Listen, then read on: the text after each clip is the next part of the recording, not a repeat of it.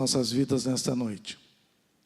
Eu gostaria de compartilhar com os irmãos 4 ações que mudam a vida de uma pessoa. Eu não vou ler num texto específico, porque durante aqui a ministração eu vou citando aqui os textos que embasam a minha fala.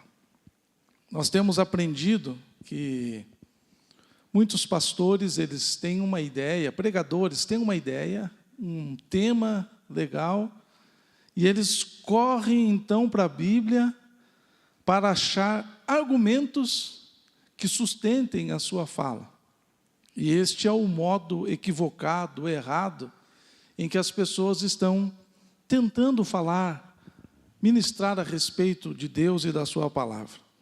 No entanto, é exatamente ao contrário. Nós mergulhamos na palavra, a gente vai lendo, estudando, e de repente salta ao nosso coração aquilo que o Senhor quer falar conosco. E a gente que prega, nós temos algumas coisas que acontecem. Quando alguém está pregando aqui, vem umas 3, 4 mensagens, né? Quando a pessoa cita um texto ou cita uma passagem, logo vem uma ideia, né? E fala assim, puxa, isso aqui dá uma mensagem. Então a gente anota e começa a desenvolver a respeito daquilo, e a gente vai para a palavra do Senhor. Então, irmãos, eu quero compartilhar a respeito da mudança que Jesus Cristo veio trazer, que o Evangelho do Senhor Jesus Cristo pode gerar, realizar na vida. E 4 ações que mudam a vida de uma pessoa ou mudam a vida de qualquer pessoa. Então, o primeiro entendimento que nós precisamos ter é que Jesus veio gerar transformação. Jesus veio para mudar a vida das pessoas. É impossível alguém que tenha um encontro com Jesus e não tenha a sua vida mudada, e não tenha a sua vida transformada, e não tenha o seu coração mudado, e não tenha os seus pensamentos mudados, que não tenha os conceitos da vida alterados. Então Jesus, ele veio para gerar transformação. Ele mudou a vida do gadareno, aquele homem que morava no cemitério, entre os sepulcros, lugar de podridão, lugar de desolação, lugar de tristeza, lugar de morte, lugar de destruição.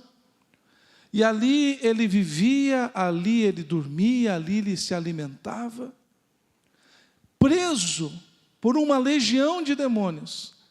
Mas quando Jesus chega e desembarca naquele lugar, quando Jesus começa a caminhar por aquela estrada, a Bíblia diz que ninguém podia passar por aquela estrada, porque aquele endemoniado, ele ia ao encontro das pessoas e feria as pessoas, gerava dano, gerava dor, machucaduras. Mas quando Jesus está passando por ali, a história é diferente.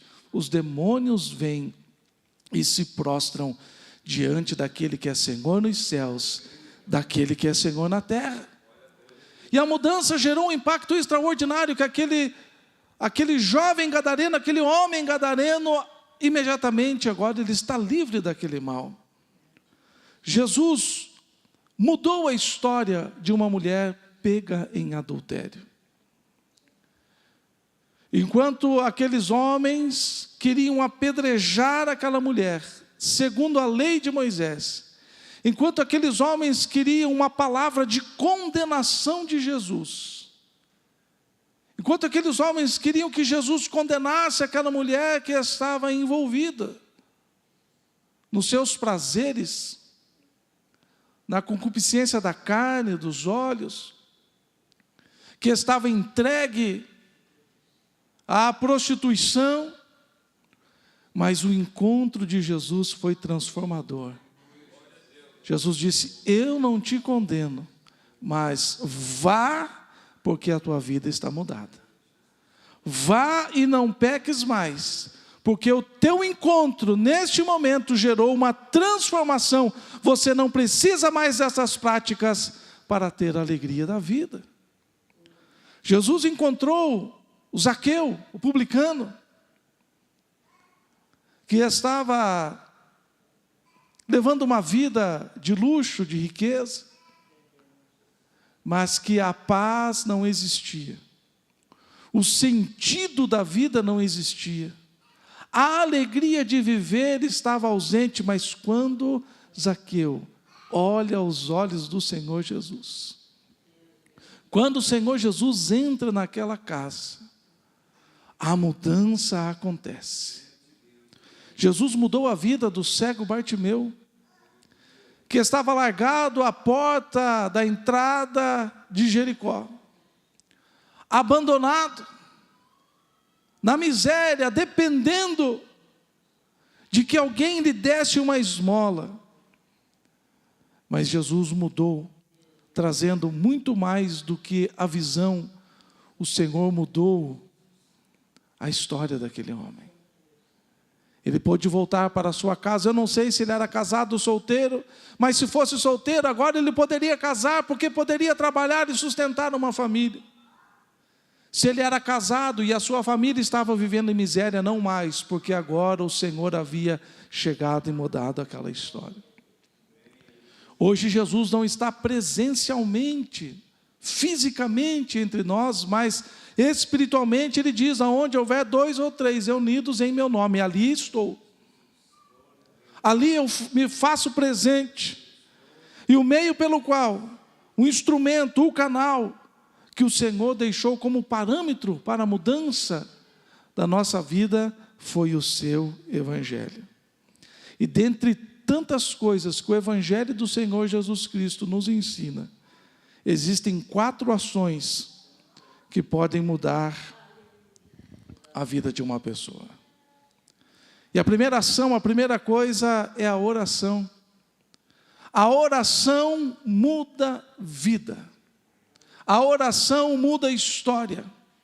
A oração muda situação. A oração muda ambientes. A oração muda pensamentos. A oração muda decisões. A oração é poderosa. E Paulo, escrevendo aos Tessalonicenses, na sua primeira carta, 5,17, ele diz assim: orai sem cessar. O que Paulo está dizendo? Orai sem cessar. Paulo está trazendo aqui, nesta declaração, nesta frase, a ideia de continuidade. Porque existem pessoas que pensam que basta orar uma vez, que basta orar 2 vezes. Existem pessoas que pensam que a oração é esporádica, mas Paulo está dizendo: orai sem cessar. Então é fazendo a comida e estar orando, é trabalhando, digitando, estar orando, é dirigindo, estar orando, é estar no ônibus, no coletivo e orando, é estar no mercado, aonde for. A oração deve ser contínua. Aqueles que têm a sua vida mudada, a sua história mudada, eles carregam em si a oração contínua. E Paulo estava ensinando aos Tessalonicenses e também a nós, dizendo: orai sem cessar. Quando Paulo escreve aos Colossenses 4,2, ele diz assim: perseverai na oração. Se no primeiro texto ele traz a ideia de continuidade, agora ele traz a ideia de não desanimar, perseverar na oração. Esta é a coisa mais difícil, e nós vivemos numa sociedade imediatista. Nós queremos tudo para ontem. Há um tempo atrás, você precisaria procurar um telefone público para ligar para alguém. Você ligava e, se a pessoa estivesse próxima ao telefone, ela atenderia e você conversaria. Depois, com as facilidades, cada um começou a ter a sua linha telefônica. Então você não precisava sair de casa, você ligava e outra pessoa atendia, se estivesse em casa. E agora nós vivemos num tempo que temos o telefone móvel. Como diz os portugueses, né, irmã Osélia, o telemóvel, né? O celular. Você manda mensagem ali naqueles aplicativos mensageiros e você espera que a pessoa responda dentro de 1 minuto, de 5 minutos. Nós somos uma sociedade que a gente abre o celular, o computador e as informações precisam estar ali, nós somos imediatistas. Eu tenho uma criança de 6 para 7 anos em casa.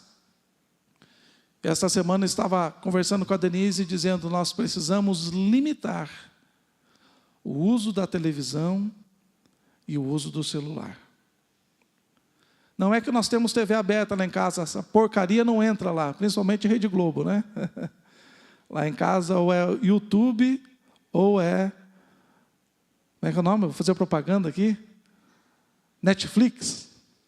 E eu com a Denise ficamos em cima, não assiste qualquer coisa. Essa semana ele estava assistindo um desenho, começou lá negócio de magia e negócio de fada, não sei o que. Eu falei, pode desligar isso aqui. Isso aí não vem de Deus. Mas, pai, não vem de Deus. Acabou, vamos assistir uma coisa que seja bíblica ou que pelo menos traga ensinamento. Porque as crianças, elas estão cada vez mais imediatistas. Estava conversando com um gerente de uma grande empresa aqui em Campo Largo. E eu falei, qual que é a dificuldade de você contratar pessoas? Ele diz assim, hoje as pessoas chegam e dizem, não perguntam o salário que vai receber. A primeira pergunta não é quanto vai receber. A segunda pergunta não é quanto tempo vai trabalhar. A terceira pergunta não é que escala que vai trabalhar. A primeira pergunta é, posso mexer no celular durante o tempo que estiver trabalhando? Uma grande empresa, que a Denise estava junto. Uma grande empresa em Campo Largo. E ele falou, o funcionário começa a trabalhar lá, uma semana que ele precisa ficar 5, 6 horas sem mexer no celular, ele já pede a conta. Esta sociedade que estamos vivendo está tirando a perseverança das pessoas. A pessoa começa a trabalhar hoje numa empresa, amanhã já quer ser gerente. Começa a trabalhar hoje, amanhã já quer estar mandando. Não passa pelos processos. Eu estava conversando a respeito de um jovem que ainda não trabalhou, nunca foi para o serviço. E eu falei assim, olha, o problema é que você vai entrar numa empresa, até você crescer, vai demorar. E se você ficar se enrolando para entrar na empresa, você não vai ter idade para crescer dentro da empresa. Porque não pensa que vai entrar hoje e amanhã já vai estar mandando. Como diz o ditado popular, mal entrou no ônibus, já quer se assentar à janela. Então Paulo está dizendo, perseverar na oração. Orou hoje, Deus não respondeu do jeito que você queria, ou você não ouviu a voz de Deus, continue orando. Amanhã a resposta não chegou, continue orando.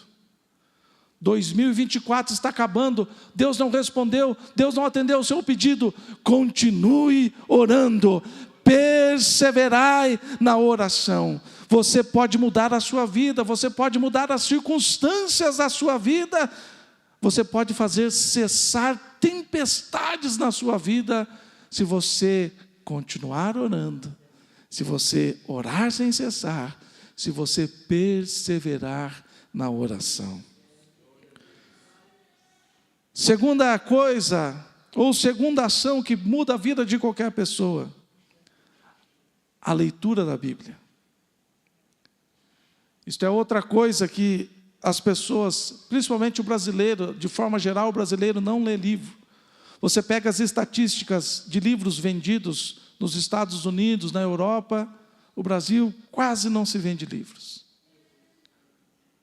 As pessoas não têm o hábito, não têm o prazer de ler a palavra do Senhor.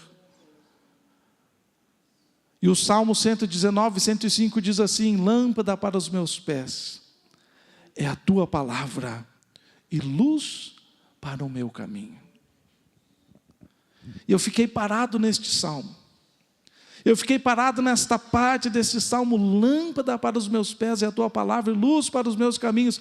Eu até lembrei, pastor Rubinho, que tinha um quadrinho lá na casa da mãe, na sala, que tinha esse salmo dizendo, lâmpada para os meus pés é a tua palavra e luz para os meus caminhos. Não sei onde foi parar aquele quadro, irmã Mariazinha. Tem que achar, era um quadro bonito. E eu fiquei parado, debruçado sobre esse texto, lâmpada para os meus pés. E eu entendi que o salmista, ele estava se referindo ao presente e ao futuro. Porque lâmpada para os meus pés estarão iluminados. Então, pés iluminados significa que a palavra faz bem para o dia de hoje. Que a palavra te auxilia no dia de hoje. Que a palavra muda situações na sua vida no dia de hoje. Lâmpada para os meus pés. Mas o salmista não para aí, ele diz assim, também é luz para os meus caminhos. Então a palavra do Senhor, ela vai te orientar aonde você está, não importa aonde você esteja, a palavra do Senhor é lâmpada para os seus pés, mas quando você levanta o rosto, você verá que a palavra, além de iluminar os seus pés, está iluminando o seu caminho, para que você possa caminhar sem dificuldade, sem preocupação, sem problemas, sem tropeços, sem que os seus pés venham resvalar. Oh, aleluia, lâmpada para os meus pés é a tua palavra e luz para o meu caminho.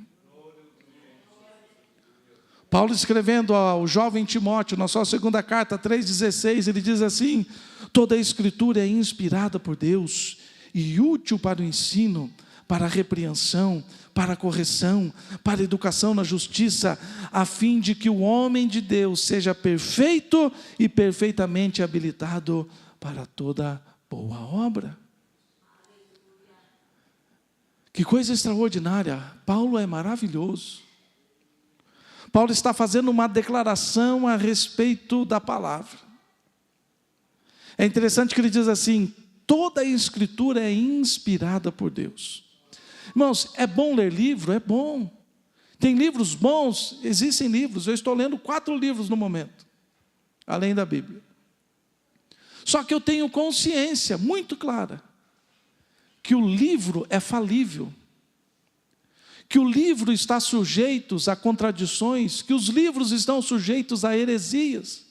Então, quando estou lendo um livro, eu estou atento para não ser uma esponjinha que suga qualquer coisa que chegue perto dela. Uma esponja, ela suga água limpa e suga água suja. A esponja suga um suco, mas também suga um veneno líquido. Então, quando nós estamos lendo um livro, nós temos que ter toda a atenção. E outra coisa, eu nunca tive medo nenhum e nem dor no coração. Eu compro um livro, posso pagar R$100 no livro, eu começo a ler, ele não é segundo a palavra do Senhor, eu jogo no lixo e desfaço para que ninguém venha ler aquela porcaria. Mas a Bíblia é inspirada por Deus. A Bíblia não contém erros, a Bíblia não contém falhas. A Bíblia é a mente de Deus escrita, revelada a nós. E quando nós estudamos a palavra, ela é útil, apta para nos ensinar, para nos repreender, para nos corrigir e para nos educar na justiça. Então nunca troque a palavra do Senhor por um livro, por melhor que seja. Nunca leia um livro que fale a respeito da palavra, procure ler a própria palavra. Útil para o ensino, para a repreensão, para a correção, para a educação, para fazer com que o homem, quando diz homem aqui, ele está falando de homem e mulher, ele está falando do gênero humano, para que o homem seja perfeito e perfeitamente habilitado para toda boa obra. Quando você vai construir alguma coisa, você quer que construa de qualquer jeito? Se um pedreiro está fazendo uma construção para você, você não fica lá em cima vendo se ele está colocando o tijolo certinho, usando a argamassa, a massa de maneira correta, se está no prumo, se está no nível, se está conforme o projeto, ou você deixa lá, construa do jeito que você quiser aí.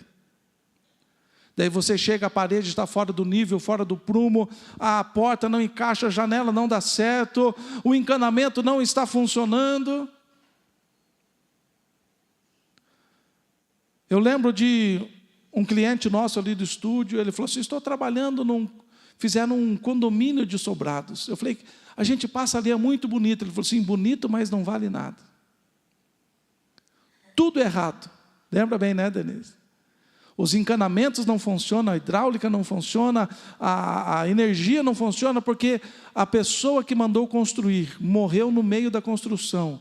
E a esposa não estava em cima lá para olhar e ver. Então os pedreiros fizeram de qualquer jeito, não vale nada aquilo lá. Nunca compre aquilo. E quando nós estamos tratando da nossa vida, nós estamos dizendo que a leitura da palavra do Senhor nos habilita para fazer uma grande obra. Então eu posso fazer da minha vida uma grande obra. Eu posso fazer da minha história uma grande obra. Eu posso fazer com que as pessoas olhem para a minha vida e vejam Deus em mim. E olhem e falem assim, eu também quero construir algo que você está construindo. Qual é o segredo? Primeiro, oração. Segundo, leitura da palavra. Você pode mudar a sua vida, você pode mudar as circunstâncias atuais da sua vida, você pode mudar o modo como você vive, através das instruções que só a Bíblia pode dar. Não existe nenhum livro, você pode pegar o melhor best-seller do mundo, não se compara com a palavra do Senhor. Terceira ação ou terceira coisa que pode mudar a vida de qualquer pessoa, o jejum. Está começando a ficar escasso a oração nas igrejas. Em qualquer lugar do mundo, a menor reunião das igrejas é a reunião de oração. Pode ir nos Estados Unidos, na Europa, aonde você for. Em grande parte, mais de 90% das igrejas, a menor reunião é a reunião de oração. As pessoas estão deixando de estudar a Bíblia. As pessoas estão deixando de conhecer a Deus através da Bíblia. As pessoas estão esquecendo do poder do jejum. Veja o que Esdras nos ensina a respeito do jejum. Ele diz assim, nós, pois, jejuamos e pedimos isto ao nosso Deus, e Ele nos atendeu. Nós jejuamos e pedimos e Deus nos atendeu. O jejum produz respostas favoráveis. O médico pode dizer não tem mais jeito. O médico pode dizer é complicado. O médico pode dizer olha, isso não tem solução. O advogado pode dizer é causa perdida. Os amigos, os familiares podem dizer desista disto. Mas o jejum, aleluia, traz resposta favorável. Nós jejuamos e pedimos a Deus, e Ele nos respondeu favoravelmente. Qual área da sua vida precisa ser mudada? O que precisa ser mudado na sua casa, na sua família, nas suas finanças, em especial na sua vida espiritual? O jejum produz respostas favoráveis, aleluia. Outro texto maravilhoso é Atos 13:2. Servindo eles ao Senhor e jejuando, disse o Espírito Santo, separai-me agora, Barnabé e Saulo, para a obra que os tenho chamado. O jejum libera o fluir do Espírito Santo. A Bíblia diz que eles estavam servindo, como nós estamos aqui, isto é um serviço, cultuando, mas não de qualquer maneira. Eles estavam tão ansiosos das coisas de Deus, eles estavam tão quebrantados diante de Deus, eles desejavam tanto as coisas espirituais, que eles estavam abrindo mão do alimento, eles estavam abrindo mão de uma boa refeição, eles estavam durante o culto, a barriga vazia, mas o espírito estava cheio, oh aleluia, quem sabe algum já estava quase não suportando mais ficar sem o alimento, mas o Espírito de Deus estava fluindo naquele lugar. Então o jejum é poderoso para mudar situações e histórias, porque libera o fluir do Espírito Santo de Deus. Não há nada mais poderoso na nossa vida do que o mover do Espírito de Deus. Não há nada mais poderoso na nossa vida do que a voz de Deus. Não há nada mais importante em nós, nesta caminhada, do que o Espírito Santo trazendo orientações para a nossa vida, servindo ao Senhor e jejuando, disse o Espírito Santo. Sabe, muitas das coisas que nós estamos enfrentando são encrencas que nós mesmos arrumamos para a gente, para nós mesmos. Existem problemas que nós criamos para nós. Existem desertos que nós entramos. Existem vales que nós estamos atravessando porque nós fomos caminhando sem ouvir a voz do Espírito Santo, sem receber instrução do Espírito Santo. Mas ouvir a voz do Espírito não é para qualquer um. Ser dirigido pelo Espírito não é de qualquer maneira.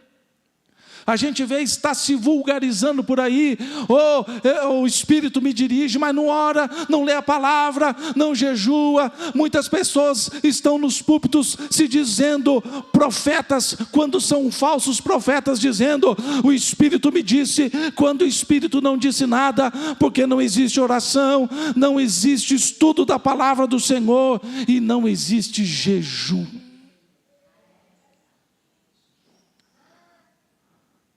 Para que você possa mudar a sua vida, mudar as circunstâncias que você está enfrentando, você precisa jejuar. Porque o jejum produz respostas favoráveis e faz com que o Espírito de Deus flua verdadeiramente na sua vida. Quarto passo, ou quarta ação, ou quarta coisa que muda a vida de uma pessoa: a presença na igreja. A presença na igreja. O escritor aos Hebreus, eu sempre digo que é Paulo, né? Eu falo, Paulo diz, não deixemos de congregar, mas o escritor aos Hebreus. Mas eu creio que quem lê as epístolas, você começa lendo Romanos, né? Você lê lá Romanos, Coríntios e vai indo. Quando você chega em Hebreus, você fala assim, é Paulo que escreveu isso aqui, só pode. Eu tenho uma tese, que Paulo não colocou que era ele, porque senão os judeus não iam aceitar a carta, né? Mas o estilo literário, o modo como escreve, a profundidade, né? Mas vamos deixar como escritor aos Hebreus. 10:25 ele diz assim, não deixemos de congregar-nos como é costume de alguns. Veja que esta estratégia infernal, veja que esta estratégia maligna, veja que essa estratégia diabólica não é de agora. Os desigrejados, desde o tempo da igreja primitiva, o diabo já estava soprando na vida das pessoas, no ouvido, dizendo, para quem ir na igreja? Você é a igreja. Você pega esses teólogos de meia pataca da internet dizendo, você entendeu a vida inteira, você entendeu errado. Eu sou igreja, não é? Não. Você é templo do Espírito Santo, mas reunidos em irmãos, formando o corpo de Cristo, é que somos igreja. Uma pessoa sozinha não é igreja, é só estudar a Bíblia. Não deixemos de nos congregar. Então esse negócio estava conversando hoje com a irmã Mariazinha ainda, está cada vez mais difícil, a não ser que seja entretenimento. Fala ou não fala? Vamos falar, né? A gente pintar de preto aqui atrás, colocar umas luzes para piscar, é mais fácil atrair as pessoas. Nada contra a cor e nada contra a luz. Mas é porque as pessoas estão procurando movimento. A Bíblia diz que procurariam para si mestres que falassem o que eles queriam ouvir e não o que precisavam ouvir.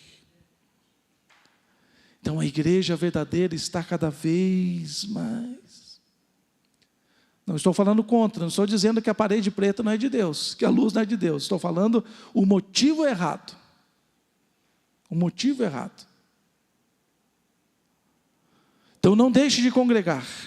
Mateus 18:20 diz assim, porque onde estiver 2 ou 3 reunidos em meu nome, ali estou no meio deles. Nós precisamos entender uma coisa importantíssima. Você pode sentir Jesus lá na sua casa, você pode sentir Jesus no seu quarto, você pode sentir Jesus na sua sala, você pode sentir Jesus enquanto está pedalando a sua bicicleta, você pode sentir Jesus, mas nunca irá sentir a mesma presença de quando estamos reunidos como igreja. Porque existe uma promessa específica dizendo, se vocês se reunirem, 1, 2 ou 3, 4, 5 ou 10, em meu nome, eu me faço presente de maneira singular. Então o ambiente da igreja não existe em outro lugar, não existe em qualquer lugar, por isso não deixe de congregar como é costume de alguns. Porque é só quando estamos reunidos como igreja, é que o Senhor está presente de maneira singular e exclusiva. Salmo 92, 13 diz assim, plantados na casa do Senhor, florescerão nos átrios do nosso Deus, na velhice darão ainda frutos, e serão cheios de seiva e de verdor. Já lembrei aqui do corinho, como a palmeira florescerá o justo, crescerá como o cedro no Líbano. Plantados na casa do Senhor, florescerão nos átrios do nosso Deus. Plantado na sua casa, plantado nos seus passeios, plantado no shopping, plantado no parque, não, plantado na casa do Senhor. Se você quer florescer nos átrios do Senhor, tem que se plantar na casa do Senhor. Tem que ter, como diz o salmista, já foi falado aqui nesta noite, alegrei-me quando me disseram, vamos à casa do Senhor. Cada vez mais as pessoas estão priorizando os seus afazeres, a sua vida particular, e se sobrar um tempo, vamos à igreja. E tomara que o culto seja rápido, e tomara que o culto acabe logo. Tomara que seja um pastor que pregue rapidinho. Será que vão ficar com a cantação hoje? Esta é a visão de igreja de muitas pessoas. Estas pessoas têm a igreja apenas como uma tradição. Essas pessoas têm a igreja apenas como um amuleto. Eu vou lá porque senão Deus vai me punir, ou eu vou lá para ser abençoado. A palavra do Senhor está, aqueles que estão plantados na casa do Senhor, florescerão nos átrios do Senhor Deus, e ainda na velhice darão frutos, e serão cheios de vigor e de vida. Quando nós temos no nosso coração, eu vou à casa do Senhor, eu amo ir à casa do Senhor, eu amo estar com os meus irmãos, eu amo estar reunidos juntos, cantando, adorando, exaltando, eu amo, você vai estar florescendo na presença do Senhor. Irmãos, não é diante dos olhos do pastor, não é diante dos olhos do corpo de obreiros, é diante dos olhos de Deus, porque o homem vê o exterior, mas Deus não vê como o homem vê. O Senhor sonda e conhece o intento de cada coração. Plantados na casa do Senhor, florescerão nos átrios do nosso Deus, e na velhice darão ainda frutos, e serão cheios de seiva e de verdor. Você pode mudar a sua vida, você pode mudar circunstâncias desafiadoras, sendo presente, assíduo na casa do Senhor. A sua vida irá florescer, dará frutos e será cheio de vigor. Quer mudar o ambiente da sua casa? Seja frequente na igreja. Quer mudar o clima no relacionamento, no casamento? Seja frequente na casa do Senhor. Quer que os filhos sejam abençoados e desfrutem? Venha à casa do Senhor. Porque existe uma promessa, você pode até anotar esse salmo e dizer: Senhor, eu estou indo lá na tua casa.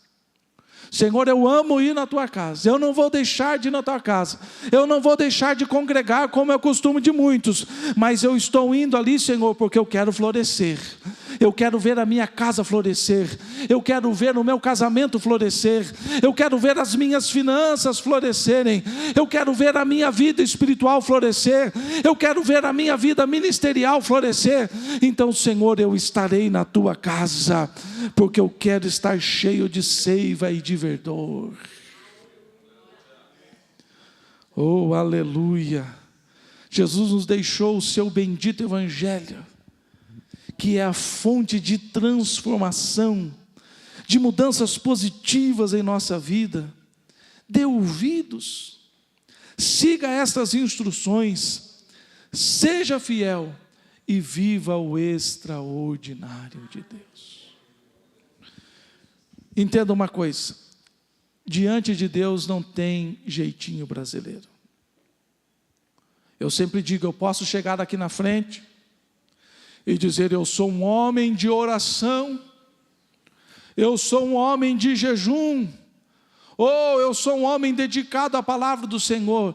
Você pode até ser enganado, mas Deus está vendo a verdade. Você pode chegar e dizer: eu sou crente fiel, ou eu sirvo ao Senhor, eu amo meu Deus, ou eu amo ir à casa do Senhor. Oh, que palavra, pastor, que palavra gostosa, essa palavra está precisando. Você pode, mas a Deus não engana. Então a nossa preocupação não é como os nossos irmãos estão nos vendo, como Deus está nos enxergando. Será que diante de Deus a nossa vida é uma vida de oração? Diante de Deus a nossa vida é uma vida dedicada à leitura da palavra do Senhor? Será que nós abrimos mão de uma boa alimentação, de um café saboroso pela manhã, por um jejum? Será que nós amamos a presença do Senhor? Por que eu estou dizendo isso? Porque existem muitas pessoas que se dizem crentes, existem muitas pessoas que se dizem salvas por Cristo Jesus, que servem ao Senhor Jesus, mas não estão florescendo. O casamento não está florescendo. Esses tempos, fui convidado a ir levar um conselho a um casal que estava em crise. E minha resposta foi: eles precisam se achegar a Jesus. Eles sabem quem é Jesus, eles conhecem quem é Jesus, eles conhecem a verdade, mas eles não querem florescer. Eles não querem florescer. Precisa partir de você o desejo. O pastor não pode chegar em você e chacoalhar e dizer: deseje florescer nos átrios do Senhor. Deseje dar frutos.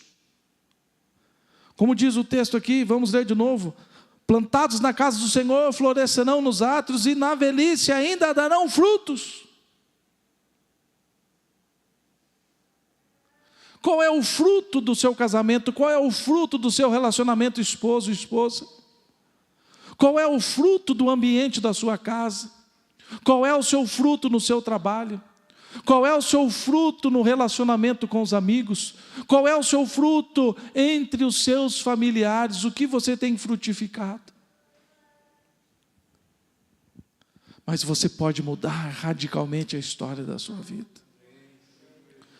Você pode ter uma vida de paz, uma vida de alegria, uma vida de esperança, uma vida que pode até mesmo ver a crise, mas você está em Deus, florescendo em Deus, e você levanta a cabeça e diz: não é apenas o presente, mas o Senhor está iluminando o meu caminho, eu vou vencer, eu vou passar por cima, eu vou, aleluia, triunfar sobre as adversidades, o mar irá se acalmar, o vento irá cessar, porque eu estou caminhando segundo a orientação da palavra, segundo o Evangelho diz, para que eu viva. A oração muda a situação, o jejum muda a situação, a leitura da palavra muda a sua história, e o ter uma igreja e ser frequente muda a sua história. Vamos ficar em pé neste momento. Não importa o que você esteja atravessando, não importa quão densa seja a noite, as trevas que você esteja enfrentando, não importa quão forte seja o vento que esteja soprando na sua vida, não importa quão desanimado você esteja, não importa se você até mesmo já perdeu a esperança, existe solução. Deus também não leva em consideração o que você fez até hoje, se você decidir verdadeiramente mudar a partir de hoje. Quem sabe você não tem uma vida regrada de oração, quem sabe você não tem uma vida regrada no jejum, quem sabe você não tenha uma regra para ler que seja um versículo por dia. Quem sabe você até mesmo perdeu o ânimo de vir à casa do Senhor. Quem sabe as circunstâncias da vida roubaram o prazer de estar na presença do Senhor.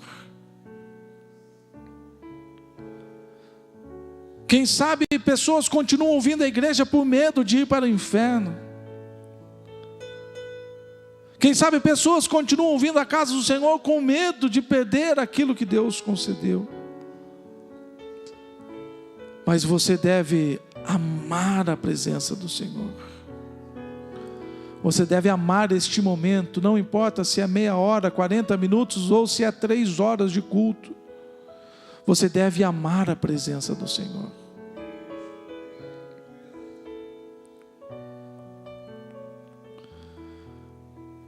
Você pode continuar lutando pelas suas próprias forças. Você pode continuar confiando nas suas habilidades. Você pode continuar confiando na sua sabedoria. Você pode continuar confiando nos bons relacionamentos que você tem, profissionais.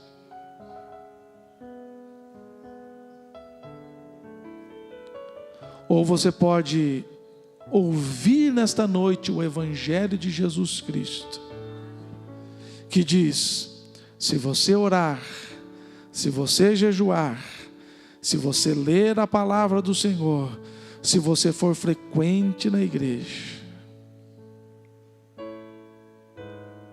as coisas mudarão radicalmente na sua vida. Lembre-se de Jesus, quando eu falei lá no começo, todos que encontraram Jesus tiveram uma mudança positiva. E nesta noite o Evangelho do Senhor Jesus Cristo está propondo uma mudança positiva na sua vida e na sua história. Você pode amenizar o seu sofrimento. Você pode colocar um ponto final nesse sofrimento. Você pode deixar de ter uma vida sem muita perspectiva e dizer: o Senhor me prometeu que eu vou florescer. Ele prometeu que será lâmpada para os meus pés, que será luz para os meus caminhos, que o jejum me trará resposta favorável, que a oração será atendida e respondida. É noite de decisão. É noite de você tomar uma séria decisão de se apegar. Como o primeiro hino que nós cantamos hoje: breve no céu Jesus há de aparecer em gloriosa luz, e os salvos todos hão de ver.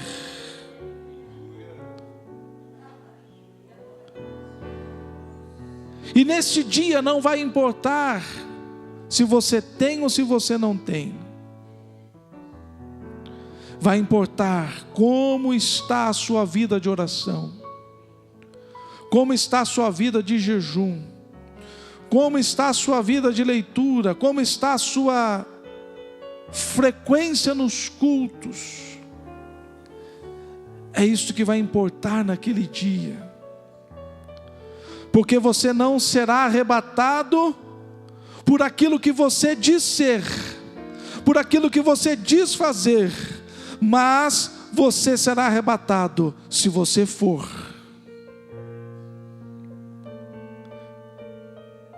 O que nos importa é ser